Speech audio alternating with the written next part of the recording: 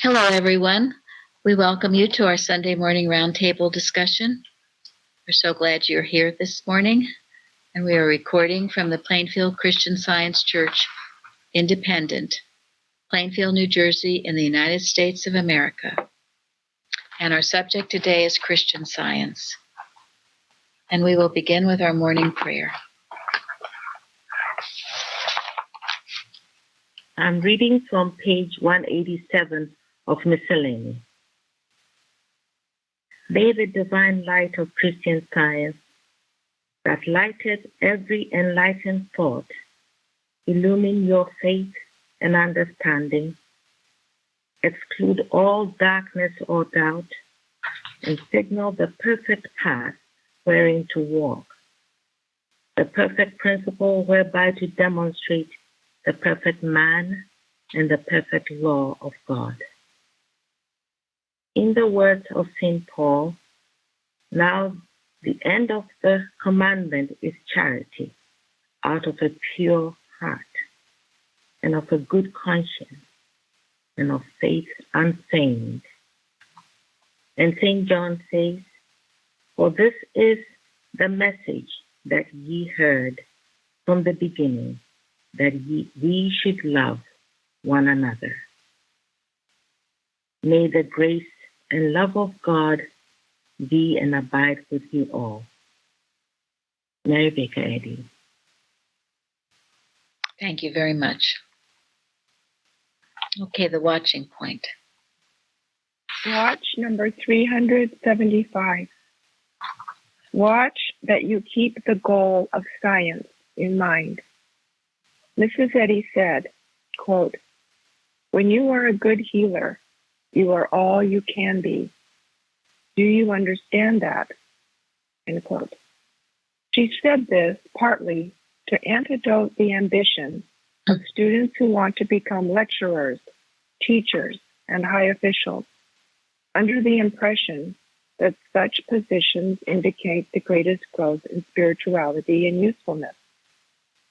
A good healer is one who has gained the ability to demonstrate so successfully that through his work, the mesmerism that holds mortals melts away, and they find themselves the image and likeness of God, which they have been all the time in reality. What higher goal could Mrs. Eddy set before her followers?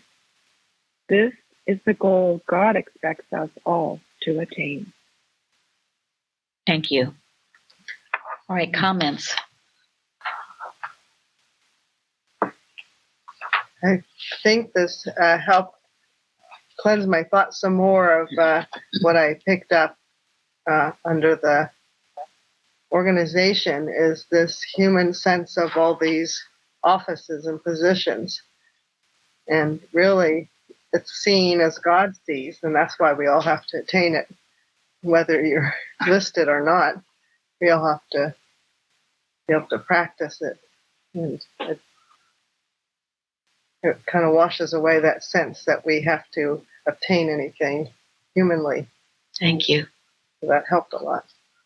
Well, Jesus made himself of no reputation, so that stands the reason we should not be trying to do the opposite of that. And Mrs. Eddy in her life, she learned to heal, but then, she was able to do all these things, but it's still on the back of that. So.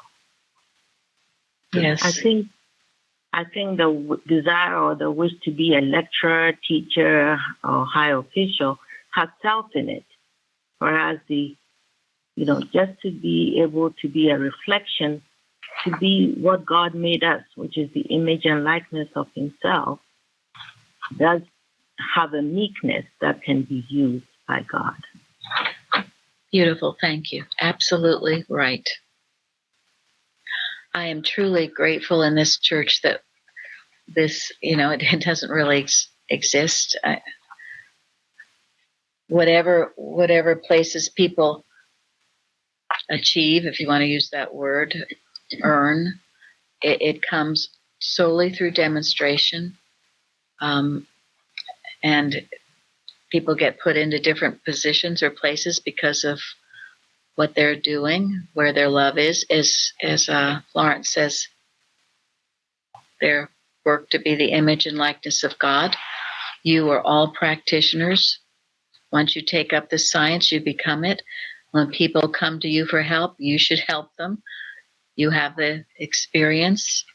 And if you don't, you should get it. Strive for it. Work for it. Mrs. Evans used to say, you don't get into the practice gets into you. I think it's partly why Mrs. Eddy in the manual had the estoppel clauses. So a lot of these positions were no longer. They needed her signature to continue. When you think about it, we have the greatest teachers in the world in this church. First and foremost, of course, Christ Jesus and Mrs. Eddy, but then those who were taught by her. Our teachers are Martha Wilcox, Edward Kimball, Bicknell Young, these wonderful teachers. And we have, thank God, we have their association addresses to work with. I thank God that we don't have go someplace, 2 weeks for class instruction, or that you've got to, go every year to your association address. I don't even know what they do in the organization. But I'm grateful we can be free of that as possible. We, of course, have to have some structure, but as little as possible. And part of it gets down to, where do you think your strength comes from anyway? Where do you think your knowledge comes from anyway? Does it come from your brain and your muscles? Or does it come from God, who made you, created you, and ultimately governs you anyway? So if you recognize that, you let God place you. You let God work through you. And that is how you achieve the greatest happiness, security, confidence, whatever you need, that is how you gain it. Mrs. Eddy also said, we teach by healing. That's the greatest teacher, is the healing. And we wouldn't be talking about any of this today if it hadn't been for Christ Jesus, his healing work, his demonstrations, and Mary Baker Eddy. It was all because they healed, not just the words that they spoke, but the healings and the demonstrations. That's why we're still talking about them today. You teach by healing, and you heal by teaching. And that was one of the big differences that Mrs. Evans gave, because she did teach. She didn't just, when you called for help, it wasn't sit back and enjoy the luxury of a Christian Science treatment. She demanded, she taught from her own experiences, and that's how you become a healer, by spending time with those who do heal. And it's an apprenticeship, as it was in the Bible days. The mantle gets given to you. Who was trying to talk? It was me, Zeri. I just wanted to say that you're so right about that, and I've been feeling this lately. I spent the week looking at her spiritual footsteps again. I read it before, I can see the marks, but it's as if I'm just hearing it and learning it with a different sense of demonstration. So what we've just talked about is true, because people remember art is not by their lives, but by the work they leave, and they remember healers by the work that they left. If Jesus had only spoken, we wouldn't be talking about him. Thank you. That's it. And the example that you give, the world, that's the greatest thing we have to give. I have mentioned before the book, The Boys in the Boat. It was something Tony told me about a while ago.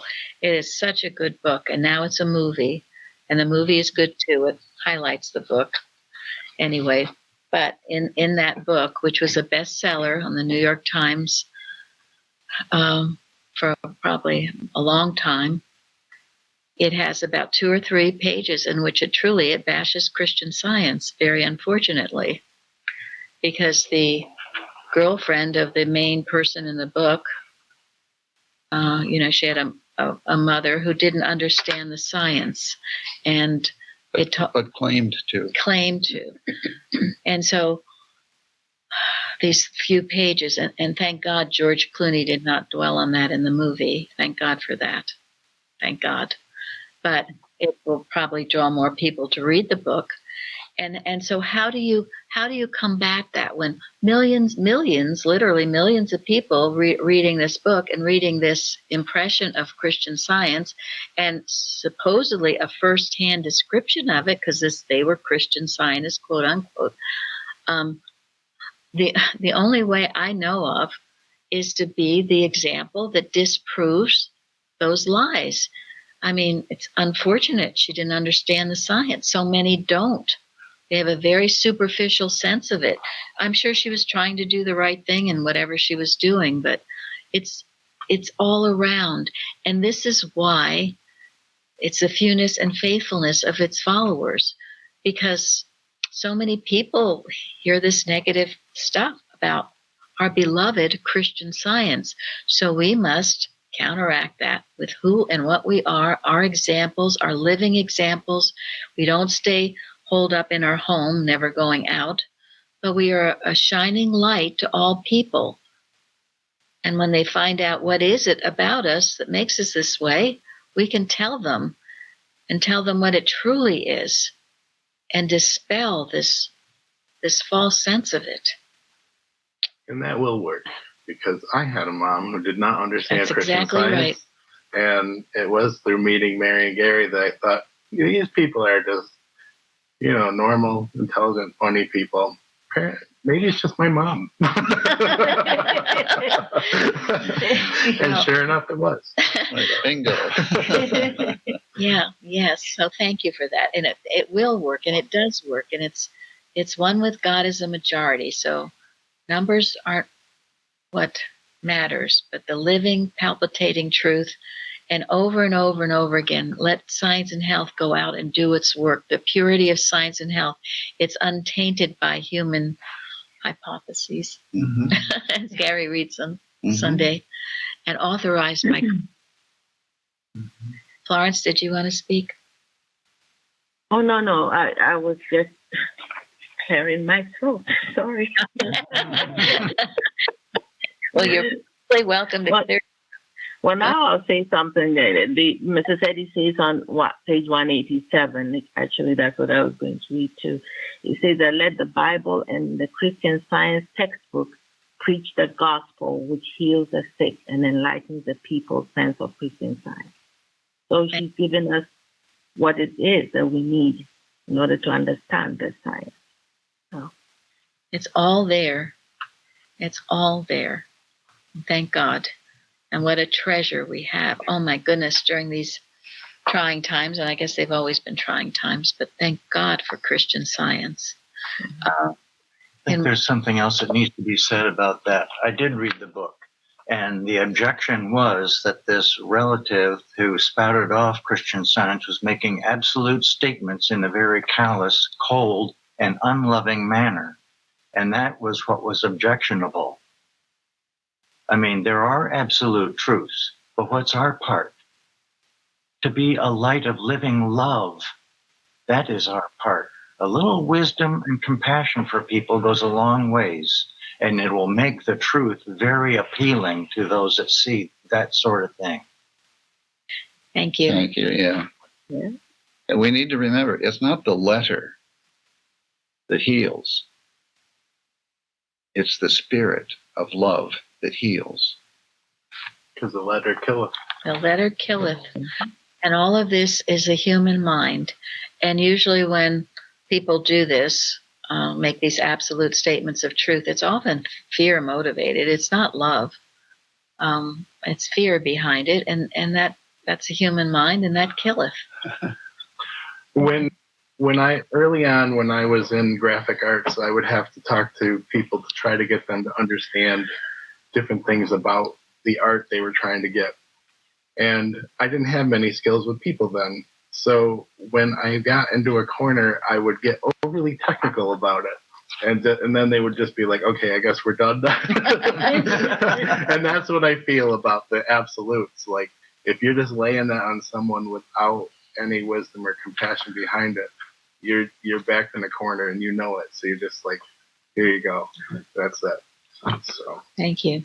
Well, and also I think it's been my experience with people who are studying Christian Science that people who overly spout the absolute statements do so because they don't really understand them. I agree. They've never proven those statements of fact to themselves. If they had, they would have spoken with love and compassion instead of spouting absolute statements. And possibly. Yes, and when you're listening, you know what level the person you're on is on, and that's how you speak to them on that level, right? Otherwise, you just turn them off. Exactly. Thank you. you. You need them. Yeah. Well, that's why Jesus used parables. I mean, he could have just talked in absolute terms. No one would have understood him. That's absolutely. That's right. That statement, remember your audience. That's why the lectures can be so helpful, because the lectures are very simple and explain it in a beautiful way. And I often find, too, let it relate to yourself. What have you proved when you talk to other people? What have you done with it? How did it help you? That's hugely important. And that's why our testimony meetings are so important. Yes. Because they should be testimonies of how God helped, did something good for you. That our testimony meetings should not be lectures on Christian Science. Yeah, thank you. yeah, long quotes. Yeah, long quotes, no lectures. What has it done for you in simple terms? Remember, you're not just speaking to people in the church. You have your testimony aimed for those who maybe know nothing of it. That's why to say these absolute statements in your testimony without any explanation can just be a huge turnoff. Everything we do is from the standpoint of love.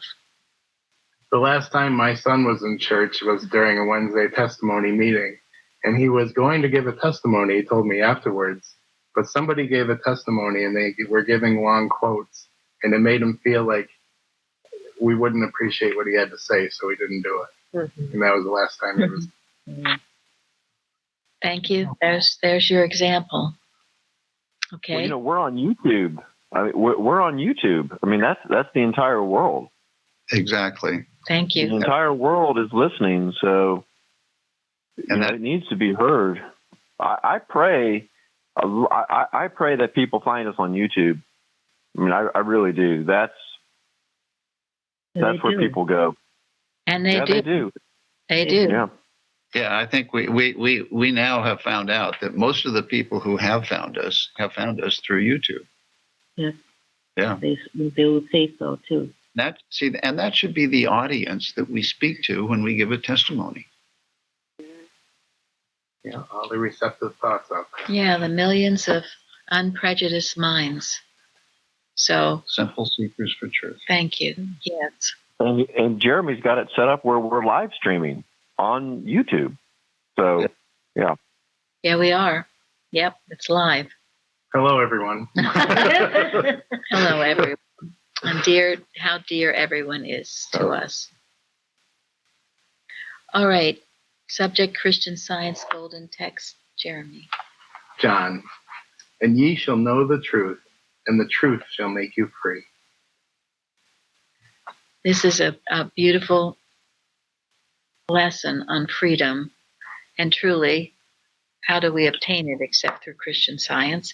Because as Mrs. Eddy says, and we all know, it's not obtained through bayonet, right? You can't force people. Freedom is not won through human warfare, not with bayonet and blood, but through Christ's divine science. And it's so important that the freedom is linked to love. which we'll talk about further.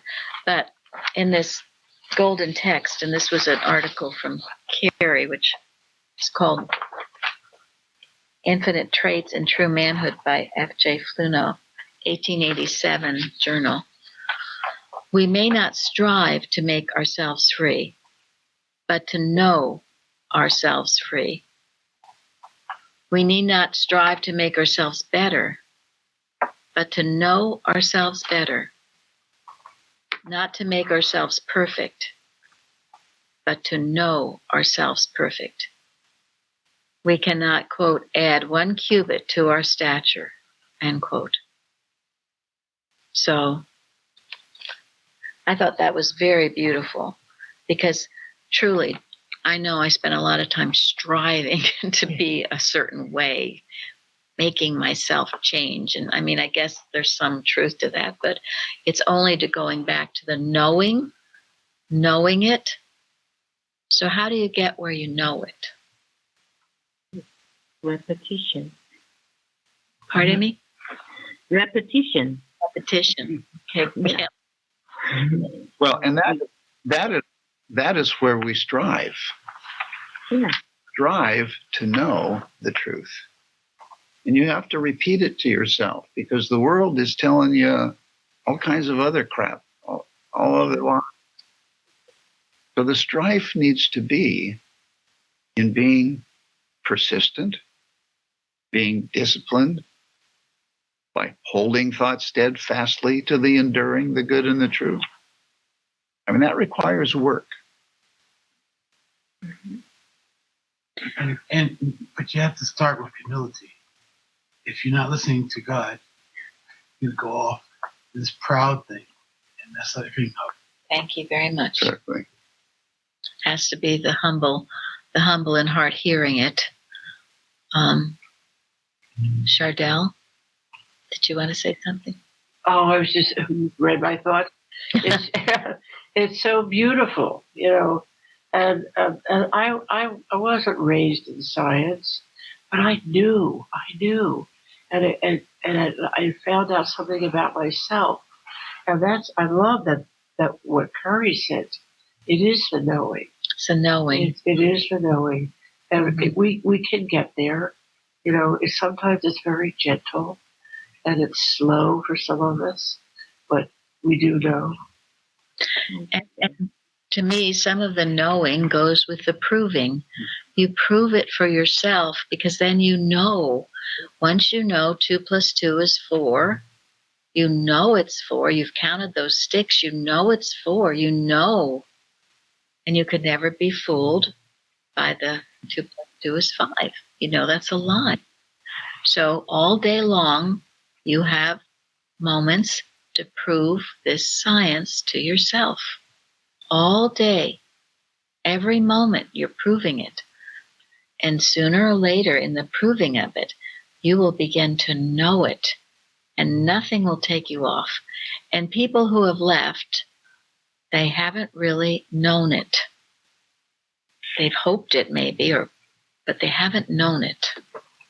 And there's one other thing, because when you're new to science and you declare the truth with your whole heart, it does heal, right? It does change your life. But and that is why it's so essential to never, ever forget what God has done for you.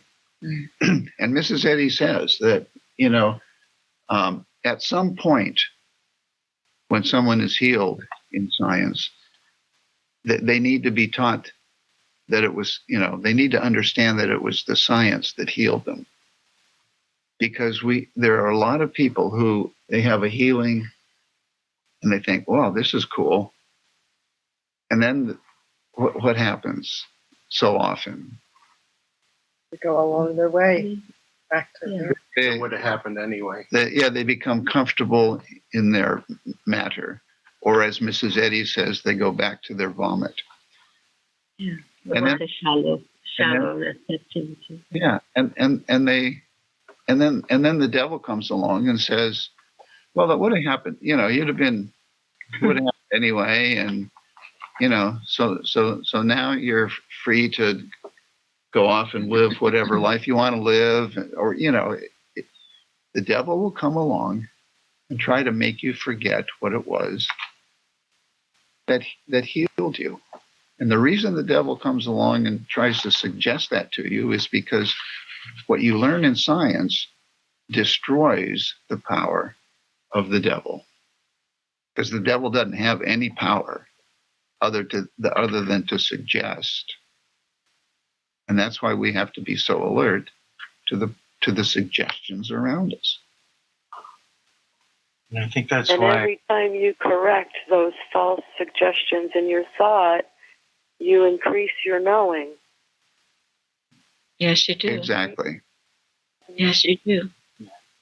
And I was just going to say, like Paul said in the lesson, to stand fast in the liberty that Christ gave us, but not to use it for an occasion of the flesh. Mm-hmm. So be very clear about where we stand fast with something. Thank you. And that leads us into Nancy's contribution. Nancy? Yes. I wrote about Galatians for brethren, you have been called unto liberty. Only use not liberty for an occasion to the flesh, but by love serve one another.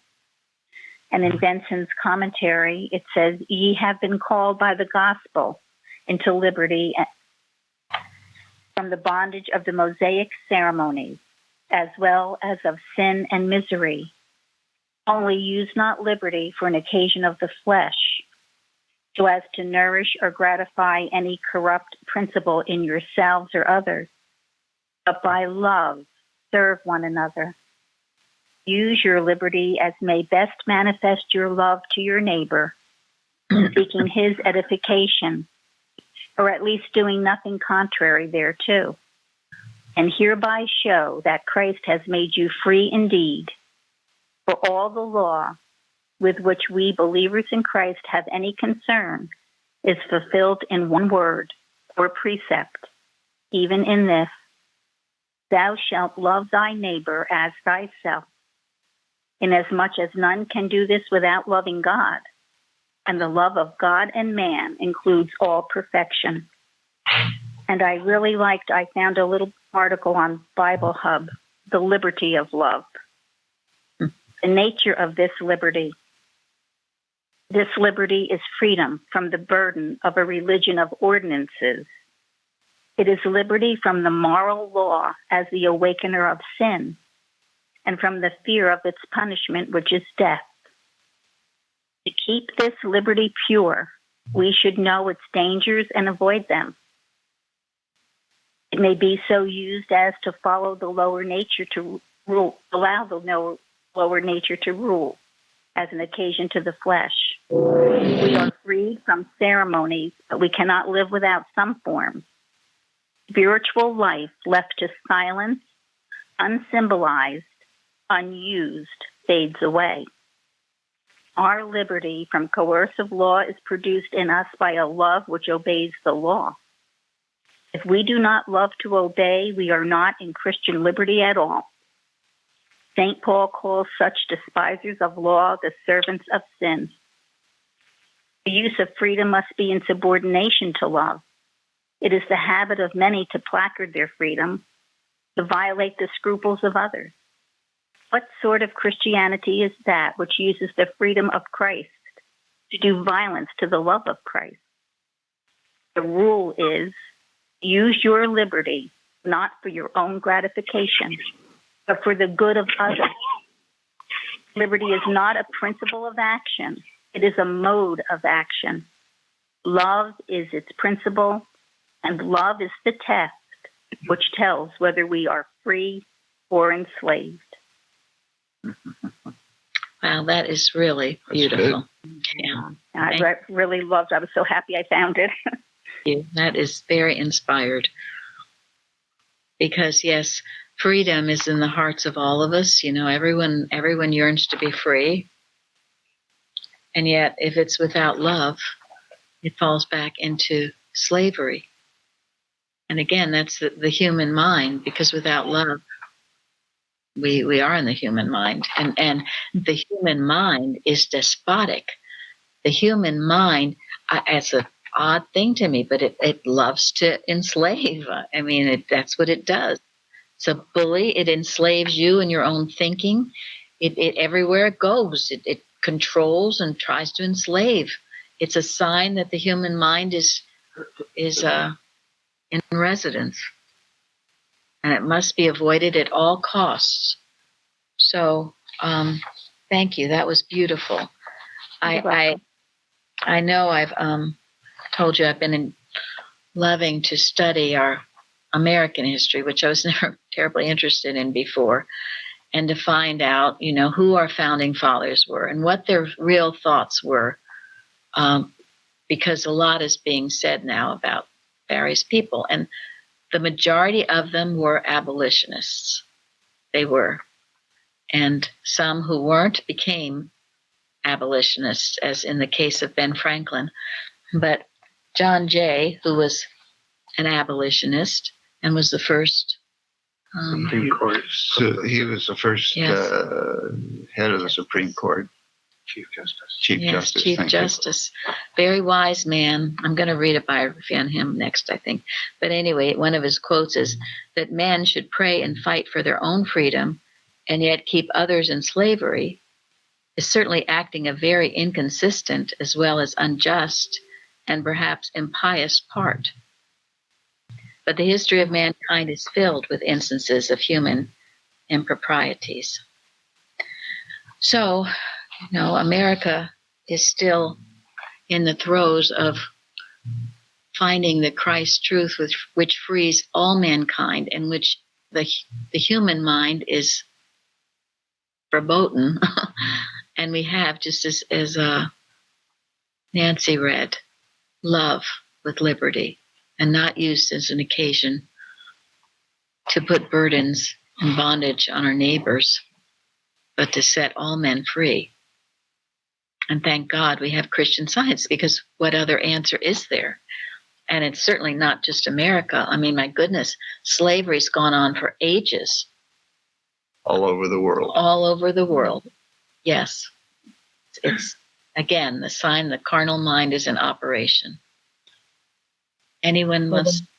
The whole world is in prison, is imprisoned or in bondage with the beliefs of sickness, sin, and death. So the freedom will come only from, and I think it's Christian Science, really. That's all. It will give us all the freedom we need. It will. And okay, Zari. Yeah, what I was thinking about, we've been hearing a lot in the news about scandals in the U.S. and the hip-hop movement, and I was just thinking, without God, how do people believe in going forward? Everyone must be free, and when music comes from God, it comes with love. So if this music comes from love, nobody could try to ever do anything but express God towards each and every idea. And this has to change, this belief that art or music is tainted by corruption and false greed and power, because that's not what God is about. And art and music are all expressions that everybody has because it comes from God, just like healing. We are all, when we demonstrate that, then we're demonstrating God. We just have to become more humble. Thank you. And we can know that these things have no attraction. And Hollywood can't figure it out because, things like The Chosen and even The Boys in the Boat, they're the ones that are making, everyone's going to them in droves because, thank God, we can see something happy and positive and healing and not be subjected to all this negative, wearisome. Who wants to sit for 2 or 3 hours and watch fighting and wars and all kinds of things? So thank God we're knowing there is no attraction to these things that only make us feel worse and have the carnal mind in residence, but things that will release us from this bondage. Craig? People want to feel like they're alive and be stirred. Our church does that. More that hear these testimonies and these great works, they feel like they're they really more, and they have a power. It empowers them to be to make a step, to change, not just to sit and watch like an observer to what's going on. And I love that, because never before had I felt like I had an option. You know, but we're here, and we can go to God and expect to have a direction given to us. And when we do it all together, it just seems even more clearly we know the right thing to do. You're right. That's right. Anyone else that was trying to speak? Well, the liberty for all mankind and the peace for the world is something we pray for. It's why we do the watching and the knowing and doing it in unity. As we've learned, there's a tremendous power. And the responsive reading, comfort ye my people. And Christian Science is known to be the comforter. And Carrie reminded me, and this is something beautiful, I actually have it framed by A.E. Hamilton. It's in Retrospection and Introspection. Ask God to give thee skill and comfort's art, that thou mayest consecrated be, and set apart unto a life of sympathy. For heavy is the weight of ill on every heart, and comforters are needed much, of Christ-like touch. And that is the living example we express. But at times when we have to be a little fiery and rebuke an error, we do that as well, but with great love. That's love too. That's most love. Yes, it is. Every once in a while I get, people telling me that they like it when I just speak all the loving things. But if I ever mention anything about the organization, well, please, they don't want to hear that. Well, actually, that's even what they told Mrs. Eddy, isn't it? They just tell us about love. No, who's telling of the foe and ambush? It must be brought out, not in any hatred or vindictive way, but to expose an error that's gone on for a long time. Out of love for who you're speaking to. Yes. I certainly didn't know about it till we ran into it. So it needs to be exposed in order to be healed. So earlier, go ahead. I was going to say, earlier you were asking, how do we prove or demonstrate or make Christian Science, understandable to us? Well, at some point you've got to go through a trial. If you just simply hold to the absolute and no trials come your way, which is impossible, you will have trials. You really haven't had a chance to be tested. So if you're someone who is halfway with Plainfield and halfway within the organization, as I was, you should be open to the trial that will come to you. Exactly. In that trial, what's that? They are proofs of God's care. Yes, the trials are, yes. Yes. Right. And, you might be thinking, well, I don't want to give up my church. I don't want to give up my friends. I don't want to give up all the fun lunches I do after church. Well, you might want to check your motives, Tony. I know, and that is true. Most of the people that make this comment, if not all, are those who do have a foot in the organization. And I'm finding many more of them are listening to us. And that's great. They're welcome to. And let there be no strife between us and them. No strife. And I'm not doing this out of animosity, but it's part of the organization not to want to hear anything unpleasant. And that was the way I was before I met Mrs. Evans. And she taught me you must be able to face the error to destroy it. The reason I didn't want to hear anything unpleasant was because I was afraid of it. And the fear must be uncovered, removed, and healed with the peace and love of God. As Moses had to grab the serpent by the tail. And Mrs. Eddy implores us, several places. She says, at first she healed just by knowing the truth. But after a while, she had to go down into the depths of animal magnetism to learn how to handle it and she says to her students, and you have to do that too. She said, for 40 years, I have handled animal magnetism, and now you have to do it. We have no choice if we want to be scientists. And thank you, Tony, for pointing that out, because this is a science. I mean, think of mathematics. Who could call themselves a mathematician if they never took a math test? Right? Never did mathematics. If they just read the textbook and said, okay, I've read it, now I know it. Well, hello. They just have it on their bookshelf. Yeah, they have it on their bookshelf, and they think that they maybe inherited it from their father, who was a mathematician, or their mother, who was a mathematician, or something like that. Sorry, you don't inherit it, earn it. I think It's that's also why astonishing to me someone that go to. Sorry. Hold it. Florence, go ahead. No, I said that's why the superficial knowing of science. So many just know it superficially. You haven't had the test. You haven't had a test of your sincerity to show deeply how much of science you actually know. Thank you. Yes. Or if you lean too much on the practitioner. There's someone recently who just said, they've lost their faith in science because the healing that they have been seeking hasn't come about yet, although they've had many other healings. To me, that told me that, she's not just lost her faith, she's lost her gratitude. Because once you lose your gratitude, you will lose your faith. Mm-hmm. So if you come for the loaves and the fishes, yes. Sorry. If you come for the loaves and fishes, yes, that's what will happen. And also, you lean too much on someone else doing the work for you that you haven't grown deeply the way you should, or you could never leave this. Never. It's impossible.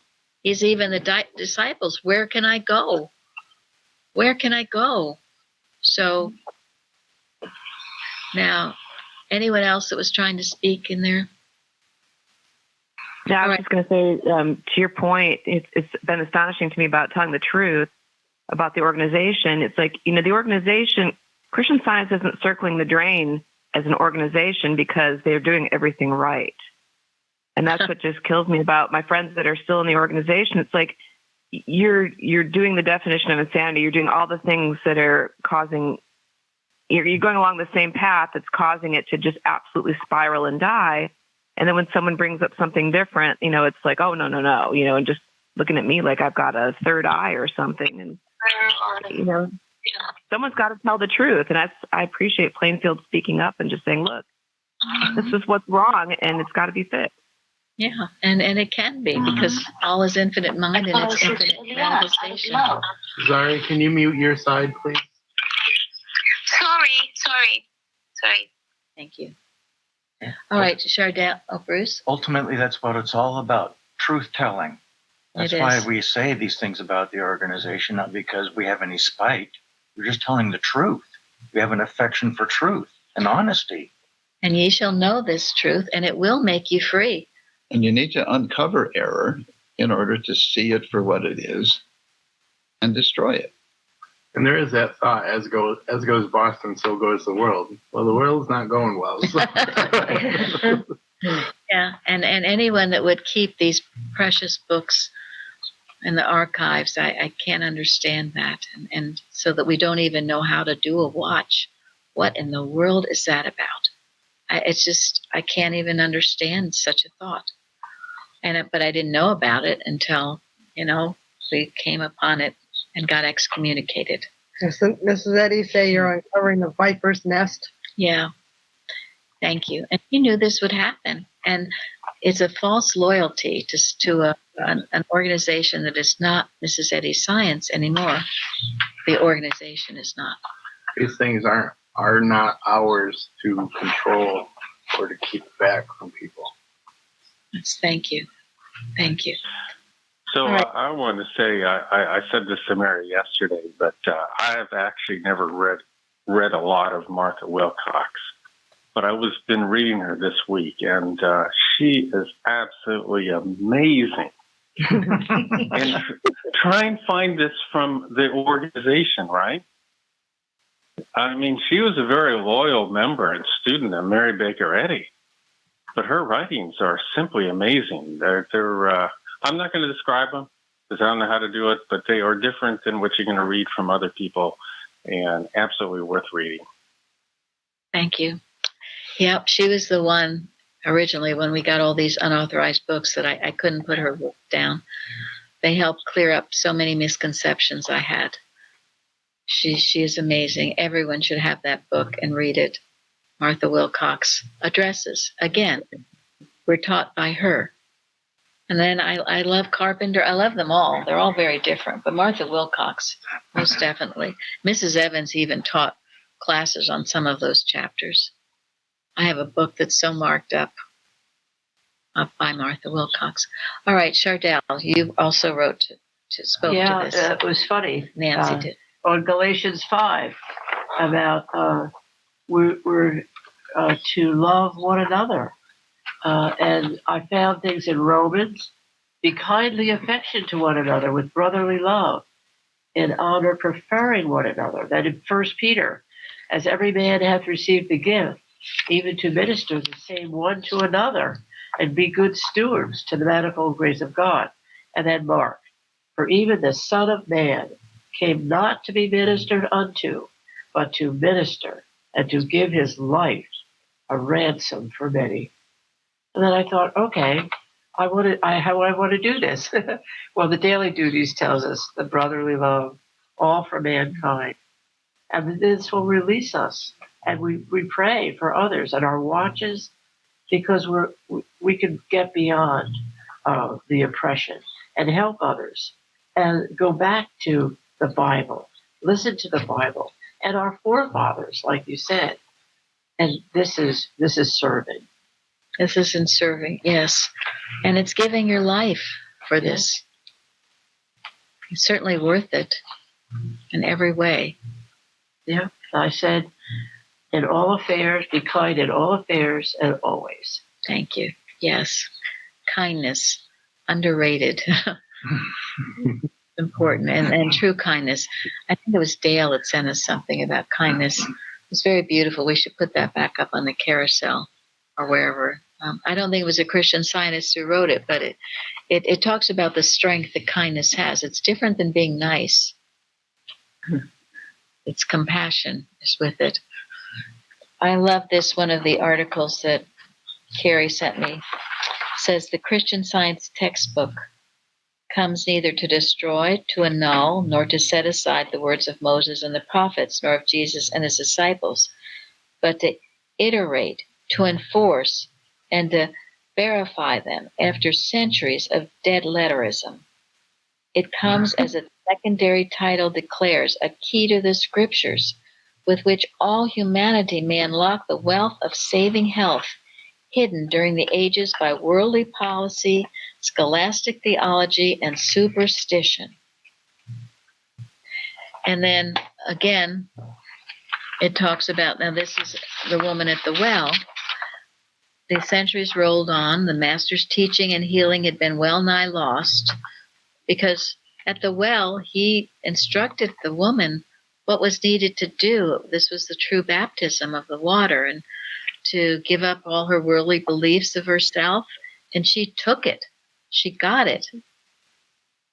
But the master's teaching and healing had been well nigh lost. The wells had become choked with their gross materiality.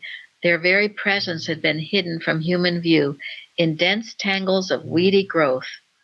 Humanity lagged weary and thirsty in a wilderness of fear and turmoil, till the day dawned when a woman, pure in motive and desire, faithful to the call of truth, discovered the living waters of Christian Science and used it to such purpose that she could offer it to every reverent and receptive student.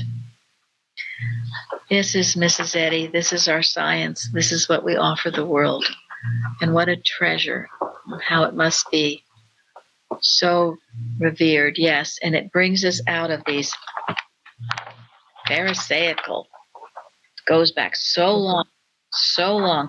And it's in the lesson, page 225, goes on all about discerning the rights of man, We cannot fail to foresee the doom of all oppression.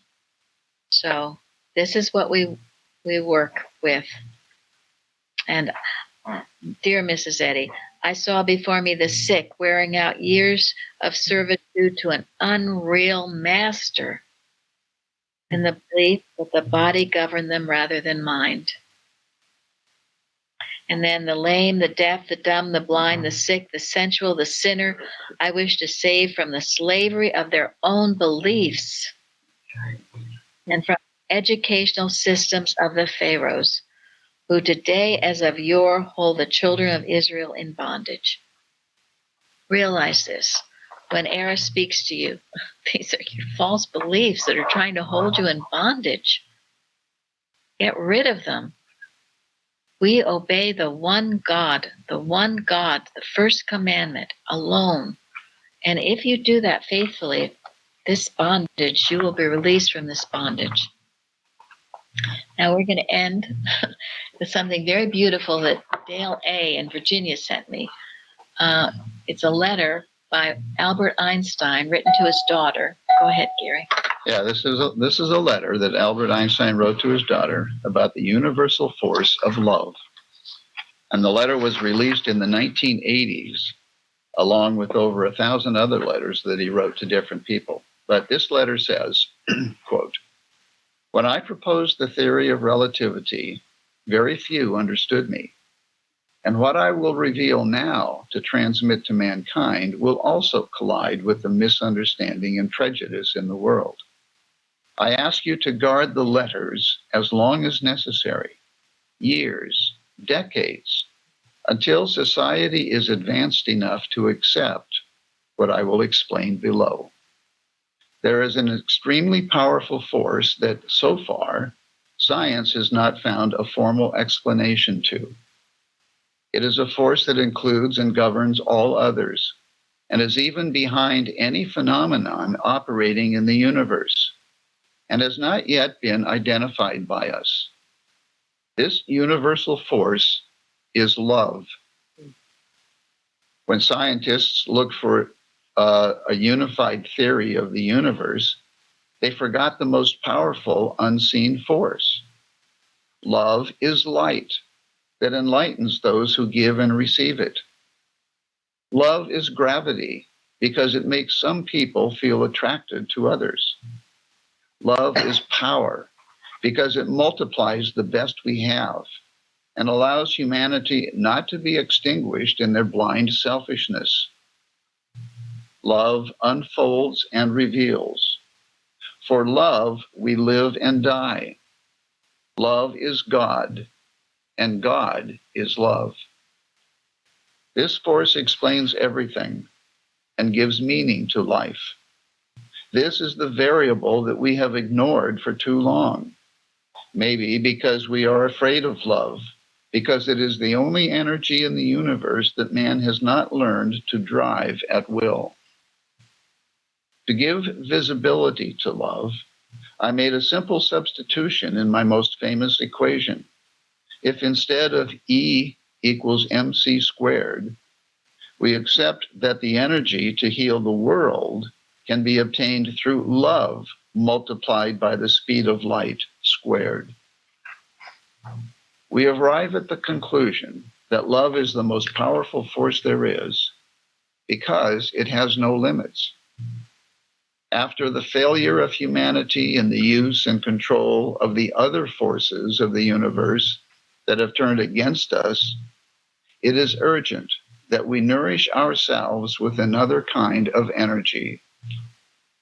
If we want our species to survive, if we are to find meaning in life, if we want to save the world and every sentient being that inhabits it, love is the one and only answer. Perhaps we are not yet ready to make a bomb of love, a device powerful enough to entirely destroy the hate, selfishness, and greed that devastate the planet. However, each individual carries within them a small but powerful generator of love, whose energy is waiting to be released. When we learn to give and receive this universal energy, dear Liesert, Lieserl, we will have affirmed that love conquers all, is able to transcend everything and anything, because love is the quintessence of life. I deeply regret not having been able to express what is in my heart, which has quietly beaten for you all my life. Maybe it's too late to apologize, but as time is relative, I need to tell you that I love you, and thanks to you, I have reached the ultimate answer. Your father, Albert Einstein.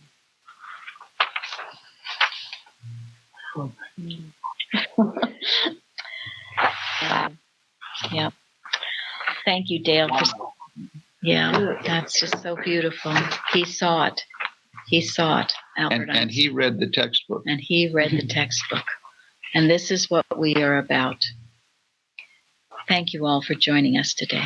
Thank you. Thank you so much. Thank you. Thank you. Thank you so much, Mary.